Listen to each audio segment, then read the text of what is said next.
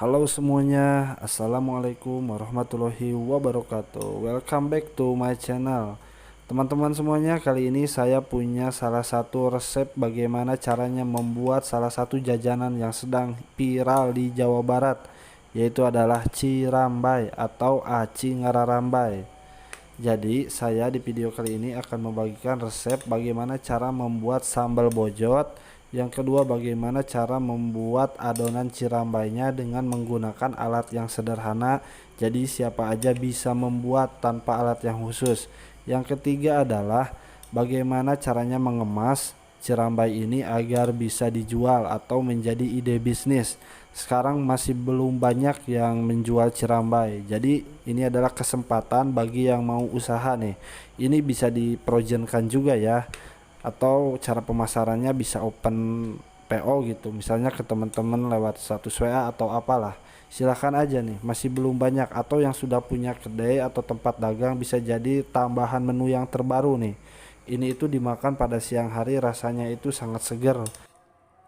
Silahkan disimak tutorialnya, dan sebelum itu mohon dukungannya untuk subscribe terlebih dahulu ya teman-teman semuanya. Saya butuh dukungan untuk mengembangkan channel ini.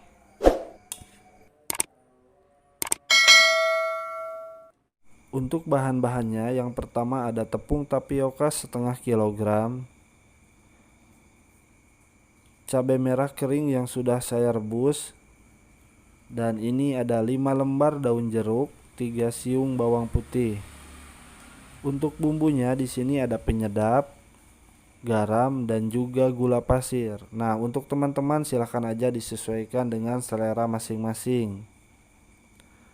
Yang selanjutnya adalah saya akan menghaluskan bawang putih dan cabai merah dengan menambahkan sedikit air.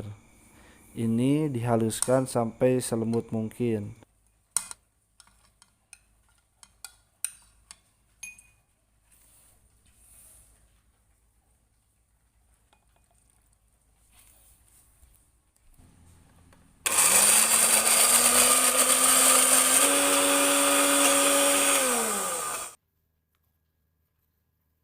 Untuk daun jeruknya, kita harus membuang batang dari daunnya nih.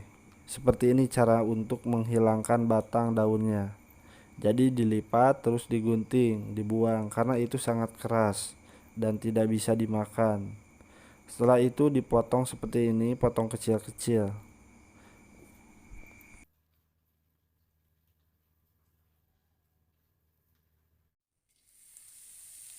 Sekarang kita masuk ke tahap penggorengan. Yang pertama saya akan menggoreng daun jeruk. Nah, daun jeruk ini harus digoreng sampai kering ya. Jangan sampai masih hijau. Kalau misalnya sudah kering, baru kita bisa menambahkan cabai yang sudah dihaluskan tadi. Untuk cabai, menggorengnya harus terus dioseng-oseng, jangan sampai ada yang menempel ke katelnya, agar nantinya biar tidak bau dan juga matangnya agar merata. Nah, oseng-oseng aja terus seperti ini. Kalau misalnya baunya sudah tercium, sudah keluar aromanya, kita bisa menambahkan bumbunya. Untuk bumbunya silakan aja disesuaikan dengan selera masing-masing. Misalnya mau sari manis atau sari asin, bebas, bisa kita atur sendiri. Untuk sambal ini sudah jelas ciri khasnya adalah pedas segar, karena di sini ada daun jeruk. Jadi akan menimbulkan rasa yang segar.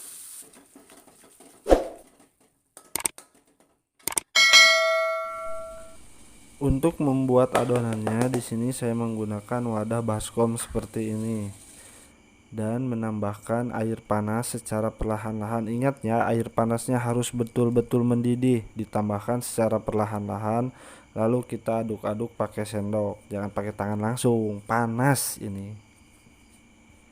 Terus aja diaduk-aduk sampai agak tercampur. Kalau misalnya dirasa kurang, ditambah lagi sedikit airnya.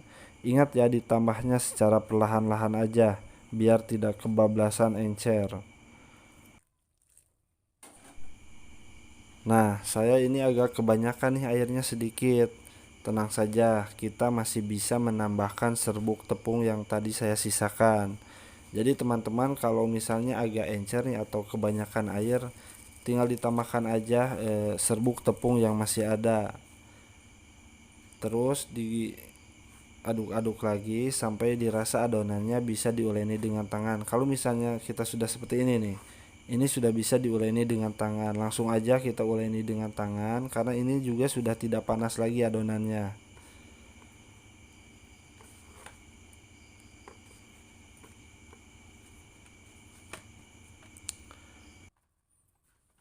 Jika adonannya sudah elastis seperti ini artinya adonan sudah bisa kita cetak. Yang pertama saya akan menyiapkan tatakan, terus ditaburi dengan serbuk tepung.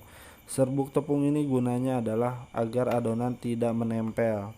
Saya akan memipihkan dengan tangan seperti ini terlebih dahulu, terus saya akan bagi dua dengan menggunakan pisau.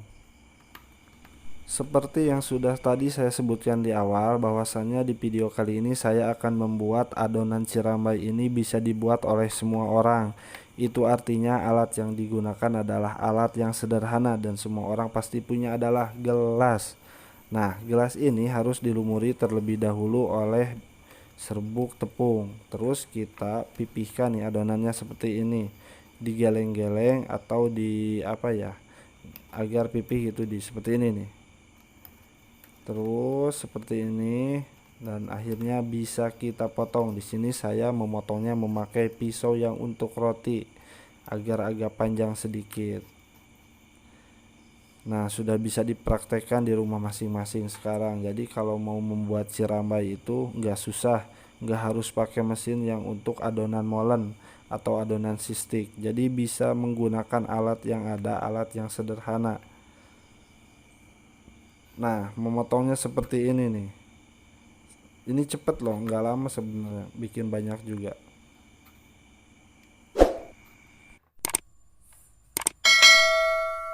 Oke, sekarang saya sudah selesai memotong semua adonannya menjadi cirambai. Nah, sekarang saya akan mengemasnya ke dalam plastik box seperti ini. Ini berukuran 750 ml. Kalau dijual ini harganya 10.000 ya, yang ukuran 750 ml itu. Kalau misalnya sudah penuh, kita tinggal memasukkan sambalnya. Jangan lupa sambalnya juga dikemas di dalam plastik. Nah, saya mengemas sambalnya itu ke dalam plastik biasa ya, seperti ini. Terus kita harus menutupnya juga. Dan bagi teman-teman yang ingin mengawetkan, bisa juga ya, ini simpan aja di freezer atau di frozen kan ya. Ini bisa awet atau bisa kuat juga. Ketika kita mau menggoreng, kita harus mendiamkannya di suhu ruang terlebih dahulu sampai adonannya kembali dalam keadaan normal. Nah, kalau plastik yang ini ukurannya 350 ml. Untuk ukuran yang ini saya jual seharga 5.000 ya teman-teman. Tinggal disesuaikan aja porsi sambalnya. Jangan terlalu banyak karena ini kan setengahnya. Untuk plastik kemasannya, silakan aja bisa dikreasikan. Jadi jangan terpaku ke dalam plastik box seperti ini. Bisa menggunakan styrofoam misalnya ataupun yang lainnya. Silakan aja disesuaikan dengan kemampuan masing-masing. Nah, untuk menggoreng cirambainya, kita harus menggunakan api yang super kecil ya. Jangan sampai api yang gede atau menimbulkan minyaknya itu cepat panas. Karena nanti ketika si adonannya dimasukkan, cirambainya itu akan langsung mengembang atau menjadi cireng. Nah, tapi kalau misalnya menggunakan api kecil, itu otomatis si adonan cirambai ketika dimasukkan itu tidak akan langsung cepat ngembang. Jadi si adonannya cirambainya itu akan elastis seperti mie gitu. Terus dimasukin secara perlahan, jangan langsung semuanya. Kebetulan di sini saya menggunakan wajan yang biasa gitu. Jadi ketika dimasukkan itu kadang-kadang ketika menggoreng suka lengket gitu si makanan itu. Jadi saya akan super atau ekstra hati-hati di sini. Saya akan menggoyang-goyang seperti ini agar semuanya terlumuri dengan minyak. Nah, terus kita sedikit-sedikit kita balik-balik, jangan lama-lama ya menggorengnya. Setelah itu kita angkat.